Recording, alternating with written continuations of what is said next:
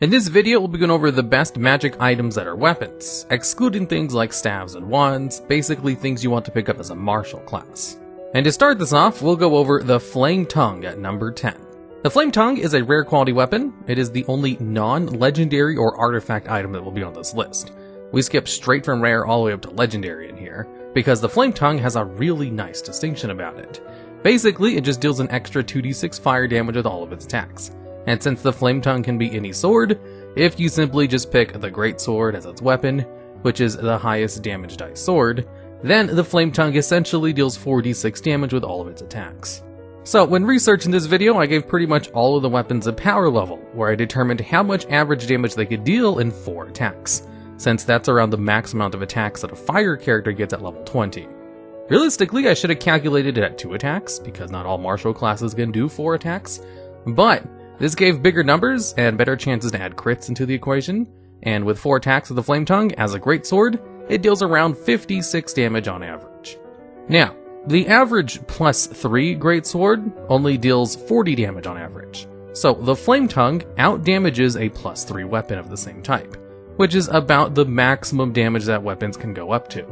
And if all you want is a weapon to deal the maximum amount of damage, you can't really get better than a Flame Tongue until the legendaries. In fact, the Flame Tongue does better damage than some artifact weapons even. So, it's an excellent item to start off this list with. And at number 9, we have the Holy Avenger. This is a legendary +3 sword, which can only be attuned to by a paladin. And the Holy Avenger has 2 properties to it. One of them is that it deals an extra 2d10 damage if you hit a fiend or undead type with it. And it gives you an AoE spell resistance buff to you and your allies within 10 feet, or 30 feet if you're a 17th level paladin. And spell resistance, of course, is a legendary trait that almost all boss monsters have, which gives you advantage on saving throws against spells and magical effects, and is a super good feature to give everyone. And that's the real power of the Holy Avenger, is that AoE spell resistance. However, if you're attacking undeads or fiends, then the Holy Avenger deals 78 damage on average, assuming 4 attacks. Although paladins only get 2 attacks, so we can cut that in half. And more realistically, we can give it a score of 39 damage on average. So, if you're fighting fiends or undeads, it easily bypasses the threshold of the Flame Tongue, and fiends and undeads are very prevalent in most campaigns. All devils and demons are considered fiend type, for example.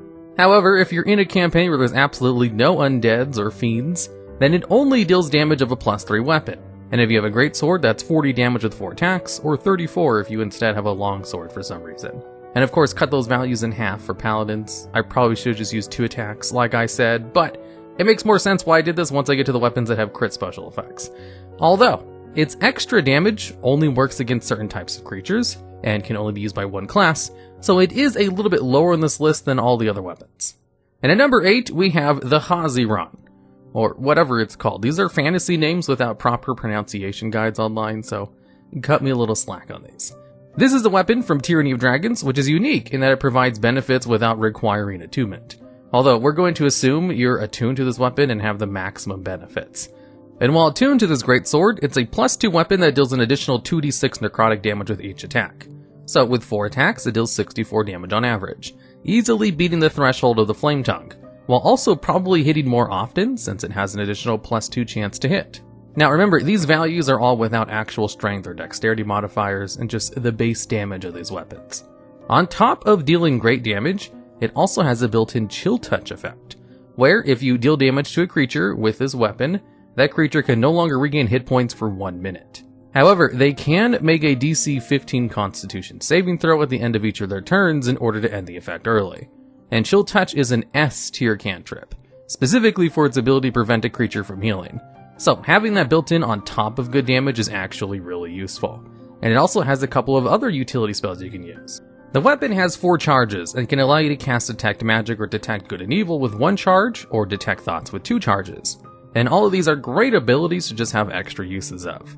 However, there is one downside to the weapon, in that it's technically a sentient neutral evil sword, which doesn't have any inherent detriments written on the weapon, but it can be used by your DM to screw you or your party over, or whatever. So mechanically it doesn't have a downside, but it does have an option for your DM to create one. And at number 7, we have Whelm. This is a legendary +3 Warhammer, which has a thrown property and a magical effect.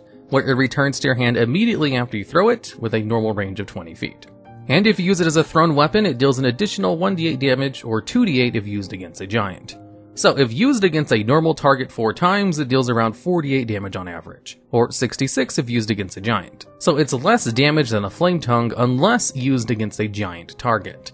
However, the reason this Warhammer is this high on the list, despite not doing as much damage as a rare item, is because of its special feature called Shockwave, where once per day you can slam this weapon into the ground in order to create a shockwave within 60 feet of you, and each creature of your choice must succeed a DC 15 Constitution saving throw or be stunned for 1 minute, with the option to repeat the saving throw at the end of each of their turns.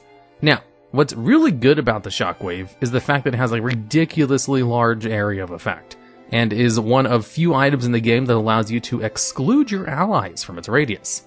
It only affects the creatures that you choose, which means you can choose for it to not affect your party members. And this is like a super good AoE. There are very few effects in the game that let you stun things, let alone a whole group of them, and even fewer of them that allow you to do this without also hitting your allies, and that's kind of a really good bonus that can't be overstated enough. In addition, it has a couple of other bonuses. It allows you to find the locations of secret doors as long as they're just within 30 feet. Once a day, it allows you to cast Detect Evil and Good or Locate Object. The weapon itself is sentient and can speak Dwarvish, Giant, and Goblin, so you can have it translate for you. But it does have a downside, where you basically have disadvantage on everything if you're outside in the daytime. Now, seeing as most adventures take place indoors, in dungeons, or underground, this isn't that big of a deal, but it is still a detriment nonetheless. And at number 6, we have Matalotok. This is a legendary warhammer from Descent into Avernus, which simply has 2 benefits. One of them is that it grants you immunity to cold damage while you're holding it, and the other is every time you damage a creature, you also release a burst of cold energy that deals 3d6 cold damage to everyone within 30 feet of the target. There's no save for this damage, so it's just auto damage like the Flame Tongue, except to a large radius of creatures. Now, this also hits your allies, so you'd want to make sure you're far away from them when using it, but an extra 3d6 every attack makes the Matalotok deal around 64 damage on average with 4 attacks. And this is assuming a single target. So, in a single target situation, it easily passes the Flame Tongue in damage. However, this damage is increased by 42 for each additional creature within 30 feet, which makes this thing an AoE machine. With only 3 attacks, it deals more damage than a fireball with its AoE pulses. So if you're a high-level fighter and have this legendary item, you could mow down waves of enemies pretty easily with all those attacks, especially since the weapon is nice enough to make you immune to the damage of this weapon. However, there is a downside to the weapon, in that it doesn't actually have a plus modifier to its chance to hit. It's a legendary weapon which doesn't give you a +1, a +2, or a +3, it's just a standard warhammer and just deals a crap ton of AoE damage. The Matalotok is potentially the highest damage dealing weapon if you have groups of enemies, and if you don't mind hurting your allies every now and then. However, if assuming single target situations, then the higher spots on this list do beat it out.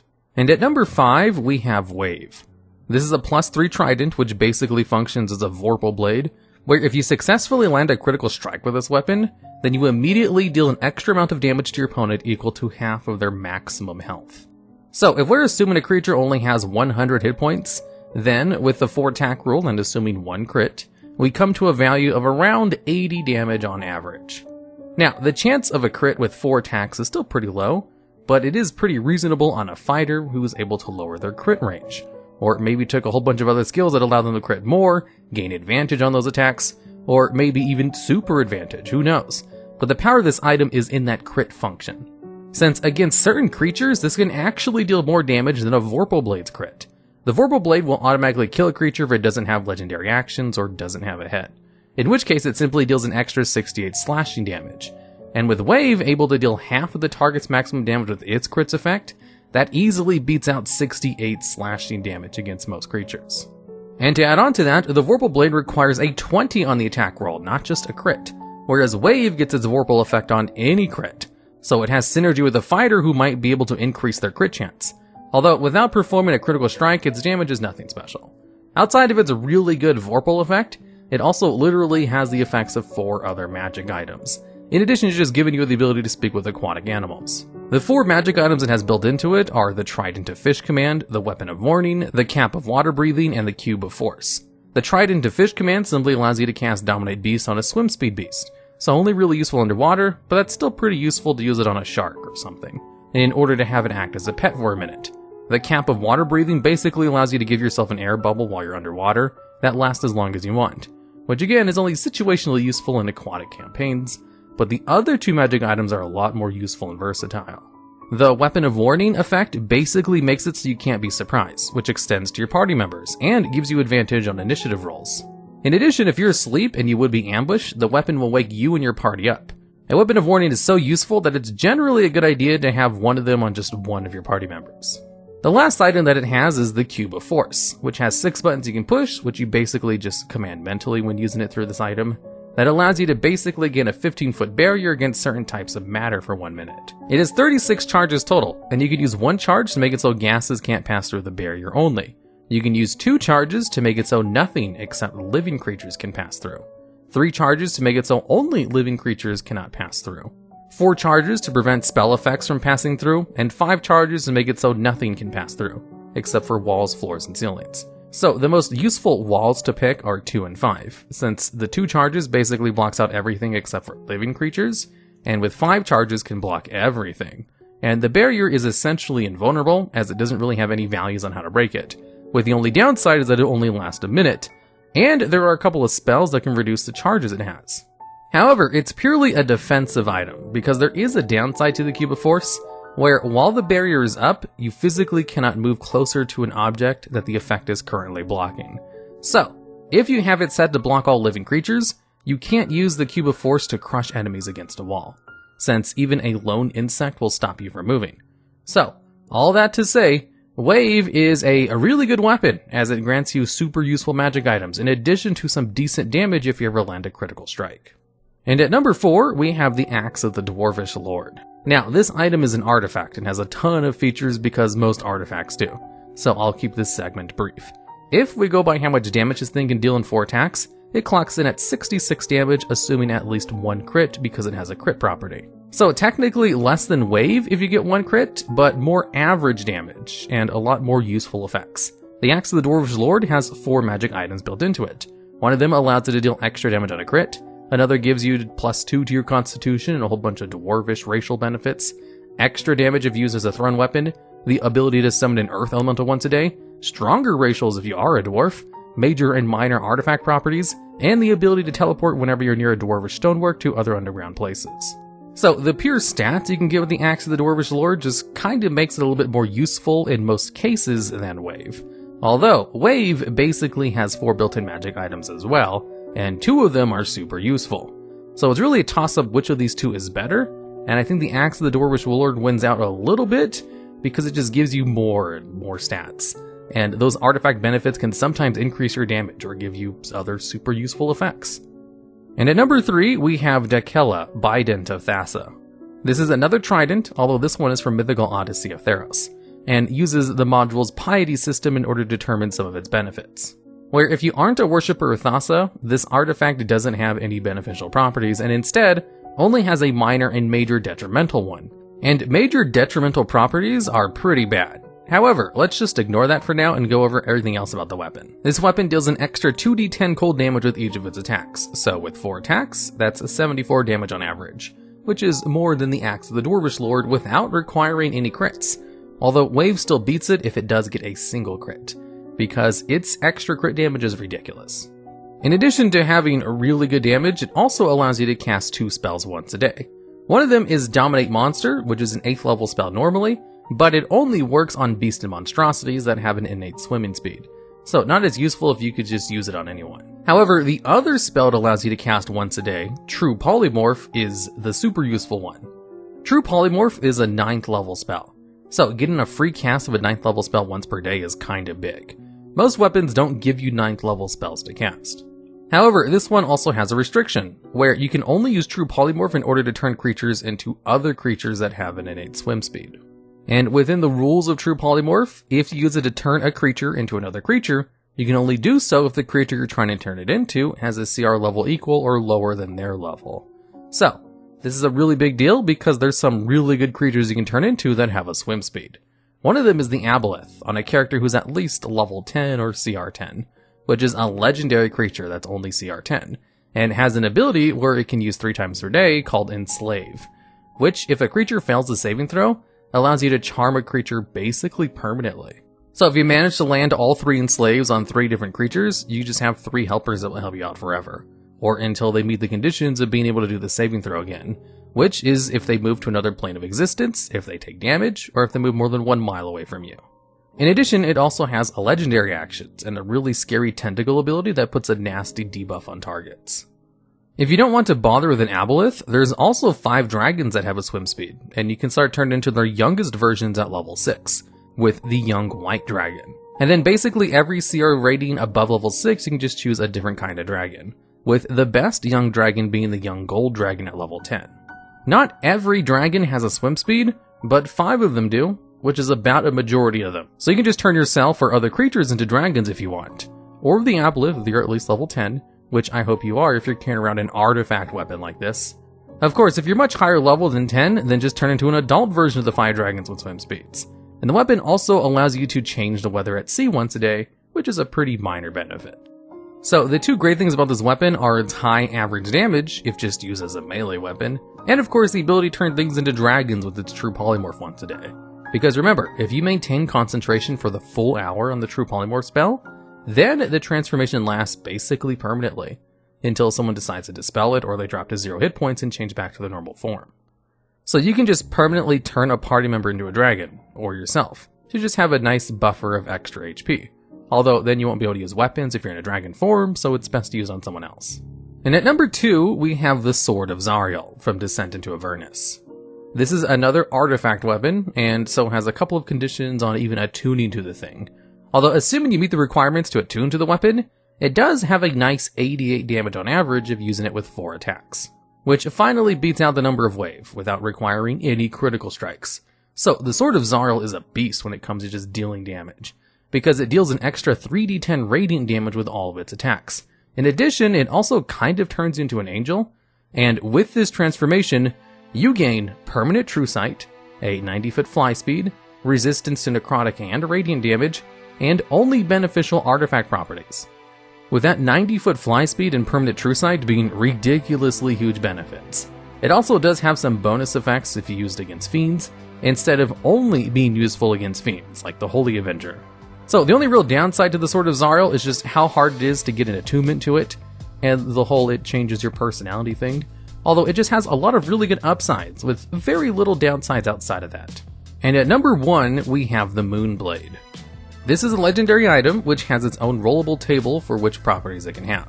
And baseline, it doesn't really have a limit on how many properties it can have. It's determined entirely by the RP associated to the weapon, although it does have a suggestion where it typically has 1d6 plus 1 properties when you first acquire it.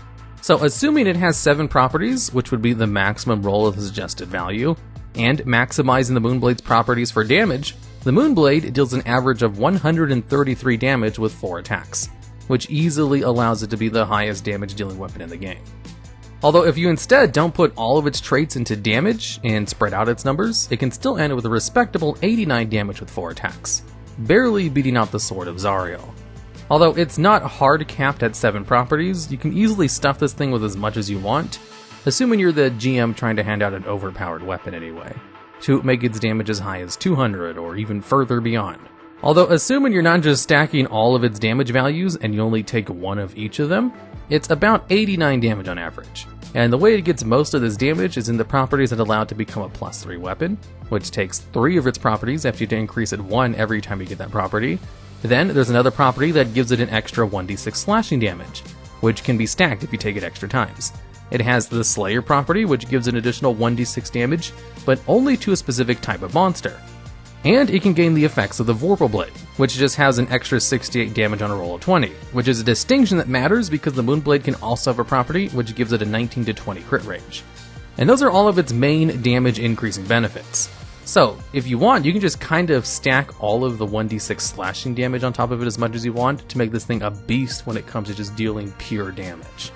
In my highest example, I basically just gave it the slashing property 6 times and then 1 Moonblade property, since the Moonblade effect is just super good.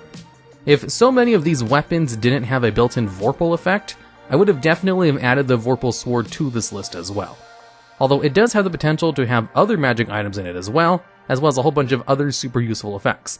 The Moonblade is kind of broken if you can pick the trait specifically, which a DM can do, although if you roll for the stats, you still get a pretty powerful weapon.